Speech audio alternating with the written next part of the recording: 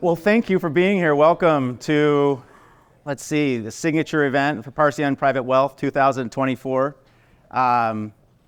Really excited for today. We talk about this being more than any other event that we put on, the event that's curated by all of you, curated for all of you, and certainly as we look through the lineup here today that I'll go through, it's certainly that.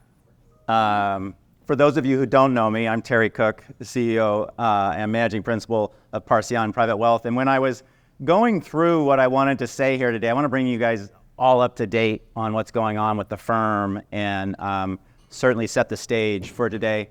But I was going through it, I was putting all my notes together, and I was running through it, and it was 40 minutes. And Stacy says, "You have 15 minutes."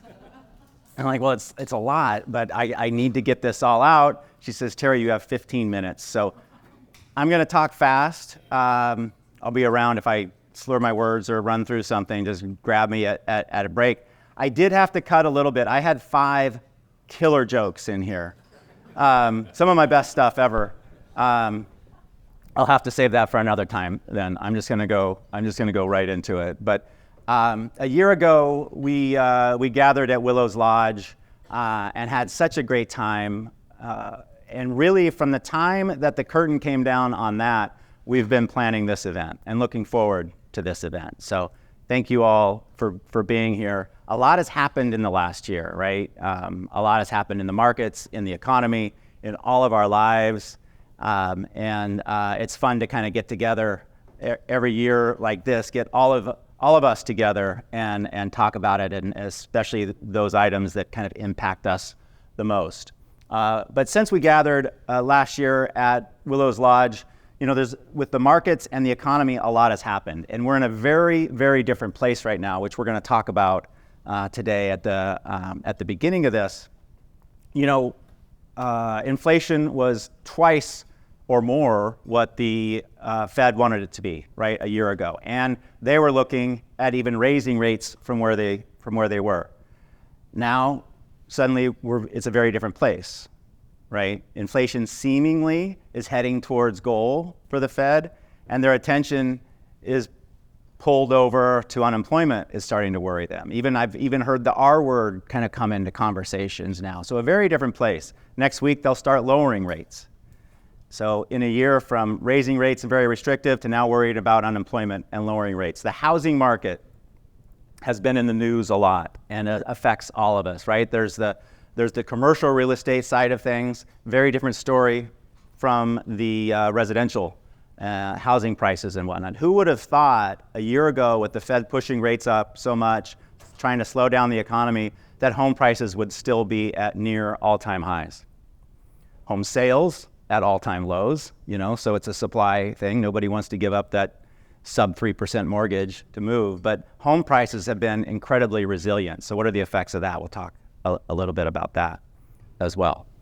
And then the stock market, dominated by a few mega cap AI related stocks. That has not changed in the last year, right? That's we're starting to see that broaden out a little bit. We'll talk about that. But some things have changed and some things haven't so much, but maybe at an inflection point right now. Something else going on right now.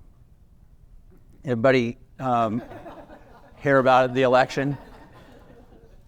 Some of us kind of just wish we could just skip right through this next couple months and whatnot. I don't know if you saw the debate yesterday, but as unprecedented as the 2020s have been, and we've said that a lot in the last 4 or 5 years, this presidential process has been unprecedented. I had to change this slide just a couple weeks ago, right?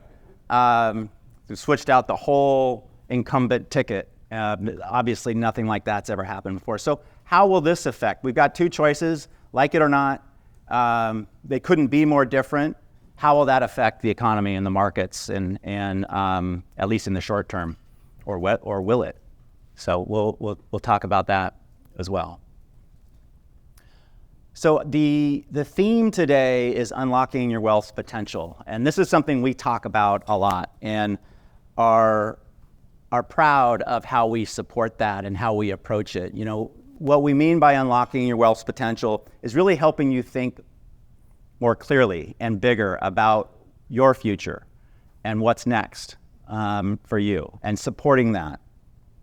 Keeping more of what you've built for yourself, for your family, for the causes that you care about. That's unlocking your wealth's potential. As a firm, we've really enhanced how we do that and how we approach that. A couple examples of that. I don't know how many of you have met Stephen Mattis here. Stephen, where are you? Raise your hand. So he joined us this past year from Stokes Lawrence Law Firm, a reforming estate planning attorney, right? Reforming.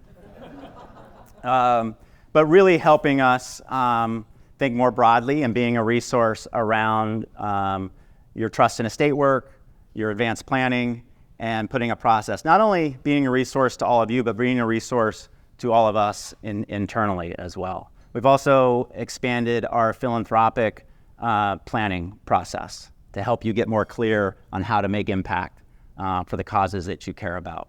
From the investment side, the team has done a lot of work kind of scouring the environment out there, or the landscape, on opportunities, especially in the private markets right now. And the way the markets are moving and interest rates are moving, it really creates a lot of opportunities. We'll talk about that with the investment panel here shortly. But really proud of kind of how we approach the concept of unlocking your wealth's potential. You know, the other thing, when I talk about unlocking your wealth's potential, it's not just about building a portfolio around your cash flow goals and those needs. It's also looking at building a portfolio, or a portion of your portfolio, around your interests and passions. And this is something that we really enjoy doing, and it's obviously very bespoke because everybody's interests and passions are different. This last year, we've been able to support, based on different families, like I said, interests and passions. For instance, for some of the families that really enjoy fine automobiles and collecting cars, a group of us went in and invested in Pike Place Motor. Families that are passionate about real estate and the Fremont area were able to support what I think will be an iconic building in Seattle's Fremont district, there in the lower left. A firm we're working with out of the Bay Area has become the #2 brand in alcohol-free spirits. And you'll actually be able to taste some of their product this afternoon at happy hour. So being able to support passions of the individuals and be able to invest in those interests and passions. There's let me mention, I know a number of you have participated in or are passionate about the theater and arts, and we're happy to support some investments in Broadway again this year. In fact, I'm going to give Bruce and Peggy a little shout out here, because we've got a couple Tony Award winners right over here for co-producers of Stereophonic, and they won a Tony earlier this year on an investment there. So like I said, supporting passions and interests and whatnot. Upper left is a robot that actually identifies and zaps weeds in the field right now.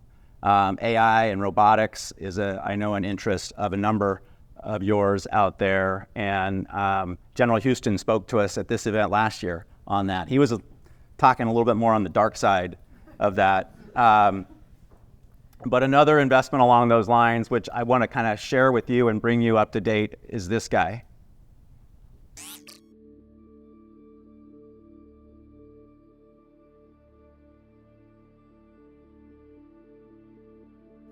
Hey, Figure 1, what do you see right now? I see a red apple on a plate in the center of the table, a drying rack with cups and a plate, and you standing nearby with your hand on the table. Great, can I have something to eat? Sure thing.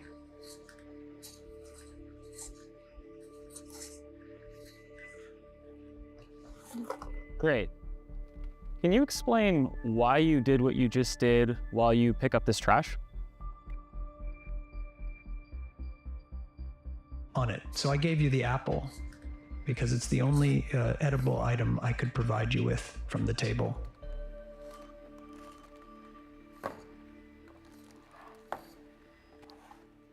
Great. So, based on the scene right now, where do you think the dishes in front of you go next?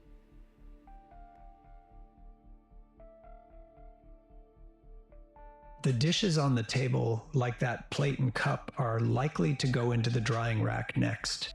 Great. Can you put them there? Of course.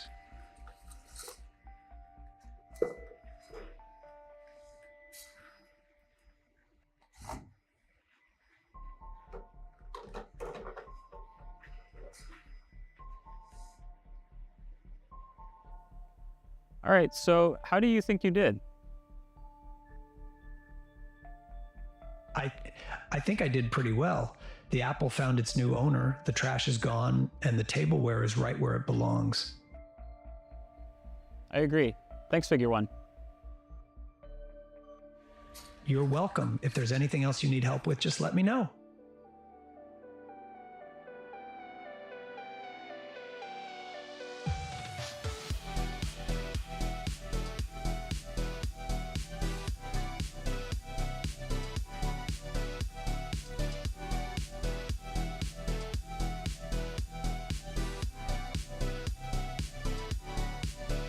Next year, he's going to be up here presenting that. We'll track his progress, but just amazing what's kind of evolving in front of our eyes. I showed my sons that and said, hey, wouldn't this be great to have Figure One here to help you with chores? And they're like, yeah, unless he kills us in our sleep.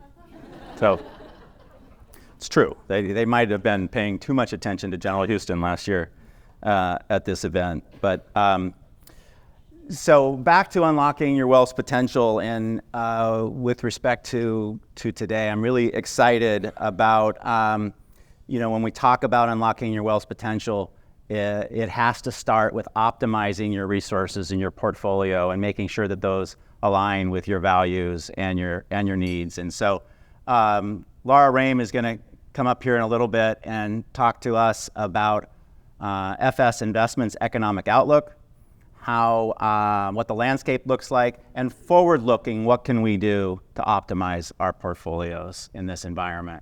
And then she's going to be joined by Daniel Poli from Oaktree, and make sure I get this right, Piera Elisa Grassi, did I nail it, from JP Morgan. And they're going to have what I think is going to be a lively discussion on the risks out there, the opportunities in this environment. And they all have different perspectives and come from different parts of our industry. So it'll be good to get their perspective and see the varying views with respect to the current environment. And then we're going to pivot to what really matters. We're going to talk about our families, and we're going to talk about our health. And excited to have Ann Tumlinson here, who's founder of ATI Advisory. And whether it's yourself, whether it's your parents, whether it's a friend, navigating the long-term care environment and landscape is something we're all either have had to deal with or will deal with. I just went through this with my father this last year, and moving he and my stepmother into assisted living, and just the mental and emotional toll that takes, the physical part of moving, the insurance navigation, the family dynamics on caregiving, all of that is pretty daunting. So excited to have Ann here to help kind of distill some of this down and help us navigate. And then building on last year's very popular discussion on conversations that matter. Remember last year, Tobias Donath and Mike McGran were here to help give us tools around conversations with our kids and really normalizing those conversations around wealth and normalizing wealth, helping us not create trust fund kids, right? Tim Habershon, who's the head of Fidelity Center for Family Engagement, is going to help us build on that and share some of his recent research in the area, as well as talk about best practices that other enterprising families use to really instill and pass along that DNA on entrepreneurship within the family. So very excited to hear from Tim. And then closing us out, many of you know the name Scott Oakey, one of the very first executives of Microsoft, helped build or is credited for building the international sales division of Microsoft. We also know him quite a bit from his post-Microsoft work and the businesses that he owned and ran, Oakey Golf being one, those of you who are from this area, and then his work with nonprofits. He's founded over 22 nonprofits himself, been on 100 nonprofit boards. His memoirs just came out. They're entitled On My Honor, I Will Do My Best. And he's gonna have a chat with me later today and really kind of share some of the things that he has gone through and his philosophies. He's a first-generation wealth creator. He's gone through a transition with a business. Sound familiar? He's got kids that he has thought a lot about and passing the values down to them, and then he thinks about legacy. So I thought it'd be a great person to have in, and excited for that. All right, a real quick update on Parcion. I like to call it your family office. We're here for you.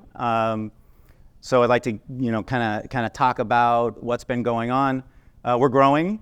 We've added about 4 or 5 families in the last year.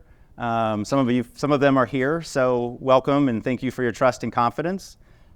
I've also always said that we're not very scalable. Our model isn't very scalable. We're not a pie chart business. We can grow only as fast as we can attract, find, hire really talented, technically proficient, passionate about serving people. And I'm gratified to say that we were very successful in that this last year, as we've added about 10 people to the firm, 3 of them this week, right guys? I don't have all their names up here. We all have name tags. Look for a face you don't know, introduce yourself, they'll do the same, but the future is bright at Parcion is what I would say to kind of sum that up. We've also grown in other ways. We've had 4 of the team get married in the last year. Quinn Snell and his wife Brianne, Stacy Hemphill and her husband Ben, and then of course Sarah and I got married last Thanksgiving with our kids in Cabo. So these are the important things, right? And I also want to introduce you all to the intern class of 2045 at Parcion. Babies and puppies always do great on the film here. But Lucy Bessel was welcomed by Peter and Kylie Bessel earlier this year, and earlier this week we welcomed baby Cassette to Mackenzie and Jordan Tanani. Hot off the press right there. And then a year from now, I'll be showing pictures of James Robert Carbone, Jim Bob, to Kathleen and Marco Carbone here. So really excited. So there's lots of ways to grow a firm, I guess, is the bottom line. So a couple quick recognitions that I'm proud of. Right after last year's event, Parcion was named as one of Forbes' top 100 independent advisory firms in the nation. There are 15,000 RIAs in the nation. So in our 4th year, we're named on the list. I'm very proud of the work that this team has done and the progress that we've made in that. I'm going to embarrass Kathleen a little bit more.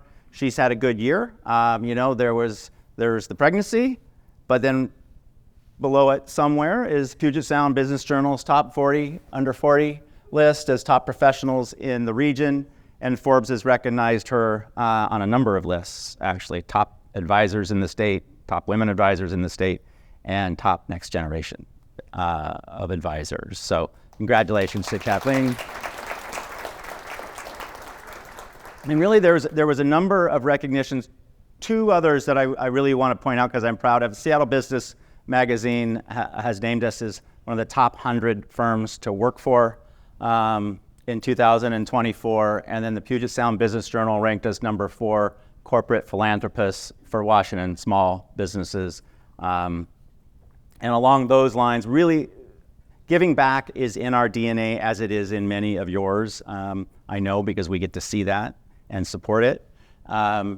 Invest in Others, which is a national industry group, recognized us as one of the top 10 of all financial services wealth management firms last year as well. So, and this is really, a lot of this is really inspired by the work a lot of you do out there. We helped support over 350 grants last year out of your donor advised funds or private foundations that we could track directly over $6 million in giving. So well done to you as well out there. And it's an inspiration and a privilege to be able to support all that. Those are some of the companies, some of the organizations that we've personally supported, but the list is long. All right, so that was it. I think I made it in not 15 minutes, but getting close. And so, as every year, I love this to be interactive and conversational as much as that can happen with 130 of your friends. So imagine we're in your living room or our living room, a living room. And please speak up if you've got a question, if you need clarification. Speakers will be in breaks afterwards as well. We'll make sure and leave time after every presentation for your questions. So be thinking of those as I announce our first guest here, our first speaker.